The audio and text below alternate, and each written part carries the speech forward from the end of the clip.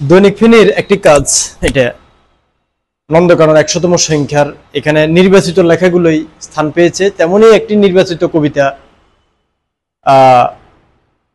রাজীব মজুমদার আমার বন্ধু, কবিতার শিরোনাম দৃশ্যান্তর। মনে হচ্ছে কবিতাটা পড়ে যে সময় সাময়িক অর্থাৎ বর্তমানটা মিলে গেছে, আমরা অনেক কিছুই খুঁজে পাই বর্তমান পৃথিবী। তো সে কিন্তু এটা গত বছর লিখেছে অর্থাৎ ২২-২৩ সালের দিকে হয়তো লিখেছে কবিতাটি, কিন্তু এখনকার জন্য আমি মনে করি যে অনেকটা প্রাসঙ্গিক।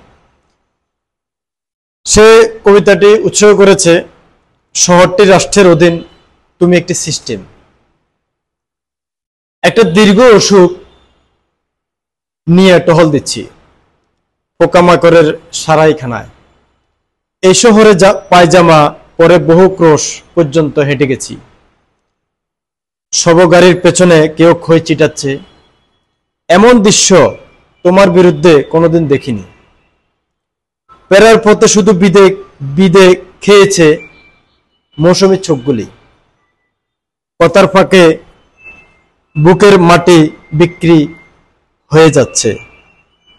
ছুরি মারার পাথর পর্যন্ত অবশিষ্ট নেই। সমস্ত মিথ্যা জামা খুলে উন্মাদ দৌড়াচ্ছে অসম্ভব রঙের ঘোড়ায় চড়ে। আমাদের দুই কাঁধে প্রচন্ড ভার, বুকে চটপট, লতার মতো পেঁচিয়ে শরীর নামাচ্ছে পায়ের দিকে। এই শহরে খালি পায়ে বহু ক্রোশ পর্যন্ত হেঁটে যাব। তোমার সৎকার হচ্ছে এমন একটি দৃশ্য সেদিন তীব্রভাবে দেখব বর্ষা স্নাত চোখগুলোকে। ধন্যবাদ রাজীব এমন একটি কবিতা আমাদেরকে উপহার দেওয়ার জন্য।